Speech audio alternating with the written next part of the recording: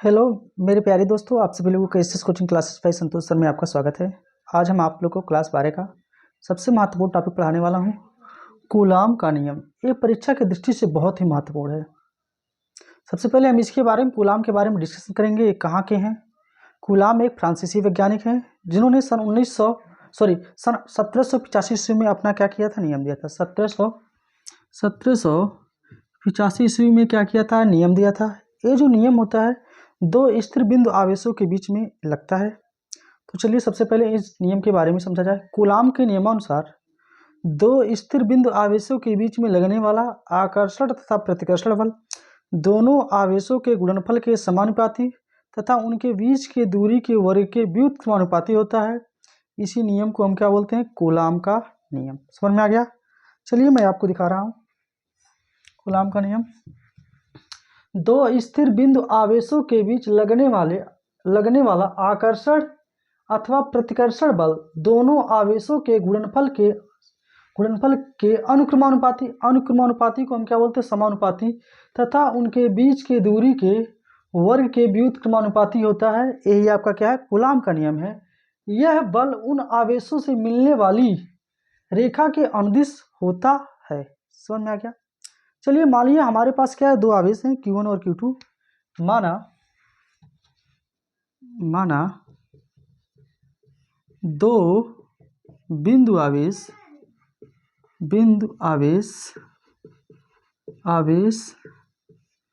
Q1 व Q2 है। हमने क्या किया, मान लिया दो बिंदु आवेश क्या Q1 व Q2 है। अब क्या करते हैं, उसके बीच की दूरी हम क्या मान ले, R मान ले, तथा उसके बीच की दूरी क्या है, R है। चलिए मान लीजिए आपके पास क्या है, एक बिंदु एक है यहाँ पे है, दूसरा बिंदु यहाँ पे है। मान लीजिए ए बिंदु आपका A है, दूसरा बिंदु आपका क्या है, B है, और इसके बीच की दूरी क्या है, R है। मान लीजिए ये आपका क्या है, Q1 है, ये आपका क्या है, Q2 है। ए और बी आपके क्या, दो बिंदु आवेश है। ए पर आपका क्या आवेश क्या Q1 है, दूसरे पे आवेश आपका क्या Q2 है। अब इन दोनों स्थिर बिंदु आवेशों के बीच में हम किसका नियम लगाएंगे, कूलाम का नियम लगाएंगे। देखिए कूलाम का नियम क्या कहता है, मान लिया दो आवेश क्या Q1 व Q2, उनके बीच की दूरी क्या है, R है। कूलाम के नियमानुसार कूलाम का नियम क्या कहता है, देखिए दो स्थिर बिंदु आवेशों के बीच लगने वाला आकर्षण अथवा प्रतिकर्षण बल दोनों आवेशों के मात्राओं के गुणनफल के समानुपाती। अब देखिए इसके बीच में जो बल लग रहा है ये दोनों आवेशों के मात्राओं के गुणनफल के समानुपाती। उसके बाद तथा उसके बीच की दूरी के वर्ग के व्युत्क्रमानुपाती। तो मान लीजिए ये आपका इक्वेशन 1 है। दूसरा क्या है, लगने वाला जो बल है इसके बीच की दूरी के R के व्युत्क्रमानुपाती होता है। अब क्या करते हैं, हम दोनों समीकरण को क्या करते हैं, एक साथ ले लीजिए। समीकरण एक और दो से हम दोनों को क्या करते हैं, एक साथ लिख लीजिए। तो आपका यह समानुपाती क्या हो गया, Q1 Q2 बाई क्या हो गया, R²। Q1 Q2 by R² हो गया। आप लोग जानते हैं हम एक समानुपाती चिन्ह को जब हटाते हैं तो एक कांस्टेंट लगाते हैं, यानी F बराबर हो गया K Q1 Q2 by R², जहाँ के आपका क्या है, एक समानुपाती क्या नियतांक है, जहाँ के एक समानुपाती नियतांक है। अब समानुपाती नियतांक को हम अनुक्रमानुपाती नियतांक भी कहते हैं। और k का मान क्या होता है, 9.0 10⁻⁹ न्यूटन मीटर स्क्वायर प्रति कूलाम स्क्वायर। यह इसका क्या होता है, मात्रक होता है। समझ में आ गया? इसका क्या होता है, मान होता है। समझ में आ गया? अब देखिए, अब आपको तो समझ में आ गया होगा कूलाम का नियम। अब इसके बाद हम क्या करते हैं, अब इसको हम क्या कर सकते हैं, इसके k के स्थान पे हम लिखते हैं 1/4 पाई एप्सिलॉन नॉट। क्या लिखते हैं, के स्थान पे क्या लिखते हैं 1/4πε0। देखिए के बराबर होता है 1/4πε0। तो हम क्या करें यहाँ पे देख लीजिए, तो F बराबर क्या हो जाएगा 1/4πε0 Q1 Q2/r²। यही आपका क्या है कूलाम का क्या है नियम है। अब देखिए आप यहाँ पर भी डायरेक्ट यहाँ से लिख सकते हैं, यहाँ पर भी आप ए वैल्यू लिख सकते हैं 1/4πε0 Q1 Q2/r²। आप यहाँ पे भी समानुपाती नियतांक का मान आप रख सकते हैं। और आपका एप्सिलॉन नॉट क्या है निर्वात का विद्युतशीलता, निर्वात की का विद्युतशीलता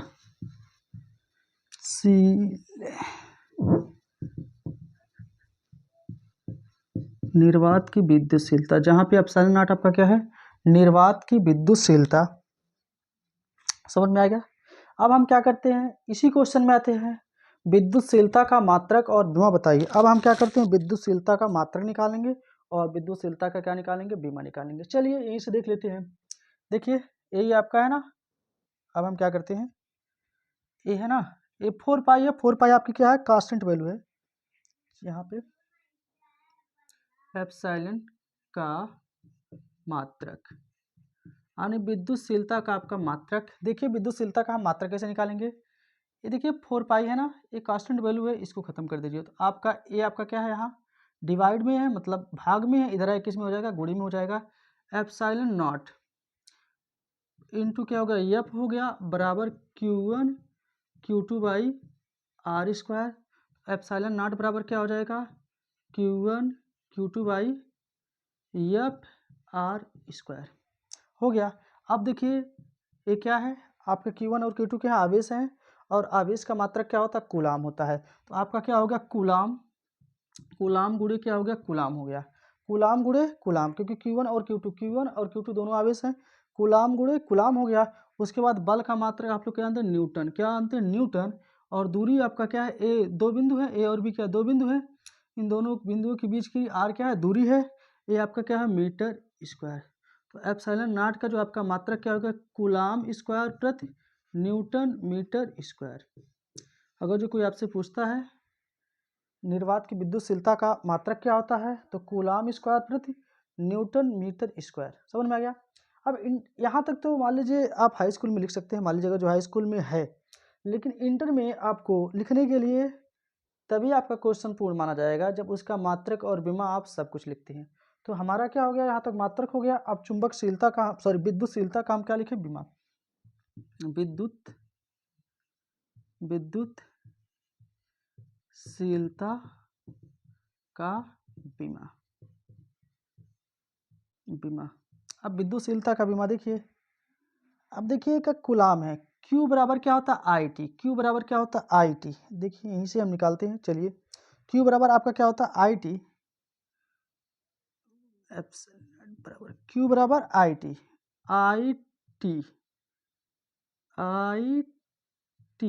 अब इसका भी IT नहीं तो ऐसे AT अरे आवेश बराबर होता है, यहाँ से देख लीजिए आवेश बराबर आपको कल लिखवाए होंगे वैद्युत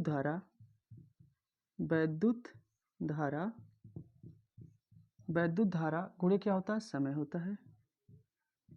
होता है। और वैद्युत धारा का जो बीमा होता है वो आपका A होता है और समय का बीमा क्या होता है T होता है। तो आपका आवेश का जो बीमा हो गया वो क्या हो गया AT हो गया। और बल का बीमा देख लीजिए, बल बराबर क्या होता है द्रव्यमान गुणे क्या होता है त्वरण होता है, द्रव्यमान गुणे क्या होता है त्वरण होता है। और बल का जो द्रव्यमान का बीमा है वह क्या है m है और इसका L T/-2 है। आपका बल का बीमा हो गया। और आपका क्या है मीटर स्क्वायर यानी दूरी जो है आपका r, बीच की जो दूरी है r, इसका क्या होगा L स्क्वायर हो गया। अब सारे बीमाओं को हम क्या कर सकते हैं इसी में रख दीजिए। एप्सिलॉन का बीमा क्या हो जाएगा देख लीजिए AT का होल स्क्वायर, क्योंकि यहाँ पर भी देखिए Q है, यहाँ पर Q है यहाँ पे कूलाम AT आपका आवेश का बीमा AT का होल स्क्वायर हो गया, दो बार हो गया। उसके बाद आपका क्या हो गया यहाँ पे बल एम एल टी पे -2 हो गया। उसके बाद आपका क्या हो गया, एल स्क्वायर हो गया। अब सारे को हम क्या करते हैं, ऊपर लेकर जाइए। देखिए ए एम पर -1 हो जाएगा, क्या हो जाएगा, एम पे -1 हो गया, क्योंकि ये नीचे है, ऊपर जाएगा। एल यहाँ पे क्या है, एल एक एल यहाँ पे है, 2 एल यहाँ पे है, यानी एल क्यूब हो जाएगा। लेकिन ये ऊपर से नीचे जाएगा, माइनस का क्या हो जाएगा, एल क्यूब हो जाएगा। एल स्क्वायर यहाँ पे है, टी स्क्वायर यहाँ पे भी है, प्लस का है, सॉरी माइनस का है, ऊपर क्या है, प्लस का है, ऊपर जाएगा प्लस होगा टी की पावर 4, क्योंकि यहाँ पे 2 है। उसके बाद ए स्क्वायर, आपका यही क्या हो गया, विद्युतशीलता का यह क्या हो गया, बीमा हो गया। समझ में आ गया। एक बार आप पूरा देख लीजिए। चलिए अब देखिए, बस आपको कुछ नहीं करना है। जब ऐसा सवाल आएगा, सवाल में आपको क्या दिया रहेगा, ए आवेश दिया रहेगा, ए आवेश दिया रहेगा और बीच की दूरी दिया रहेगी। तुरंत आप क्या करेंगे, इसी सूत्र का इस्तेमाल करेंगे, 1/4πε0 Q1 Q2 by are square. तुरंत क्या करेंगे, इसी सूत्र पे लगाएंगे, उसका तुरंत आंसर पाएंगे। की का मान आप जानते ही हैं, यही होता है। अब देखिए यहाँ पे लिखा है आकर्षण और प्रतिकर्षण बल। देखिए आकर्षण बल कब होता है, आकर्षण बल, देखिए आकर्षण बल कब लगता है, जब दोनों आवेश क्या होते हैं, विपरीत होते हैं। यानी ये आपका अगर जो प्लस है, ये दूसरा क्या है, माइनस है, तब इन दोनों के बीच में कैसा बल लगेगा, आकर्षण बल लगेगा। अगर जो ए भी प्लस है, ए भी प्लस है, अगर दोनों आवेश क्या है, प्लस प्लस है, तो उसके बीच में प्रतिकर्षण बल लगेगा। अगर जो ये दोनों क्या है, माइनस माइनस है, तो इसके बीच में क्या होगा, प्रतिकर्षण बल लगेगा। तो क्वेश्चन जब आएगा तो ऐसे दोनों आवेश दे देगा, उसके बाद कहेगा Q1 का मान इतना है, Q2 का मान इतना है। तो मान लीजिए दोनों प्लस चार्ज रहेंगे, तो कहेगा इसमें बल ज्ञात कीजिए, दोनों आवेशों के बीच में बल ज्ञात कीजिए, और एक कैसा बल लग रहा है। अगर जो आवेश समान रहेंगे तो कहेंगे प्रतिकर्षण बल लगा है, अगर जो आवेश विपरीत रहेंगे तो कहेंगे आकर्षण बल लग रहा है। समझ में आया। तो अगर जो वीडियो आपको अच्छा लगा होगा तो मेरे चैनल को लाइक कीजिए, सब्सक्राइब कीजिए। जैसे ही हम वीडियो अपलोड करें तुरंत आपके पास नोटिफिकेशन। जय हिंद, जय भारत।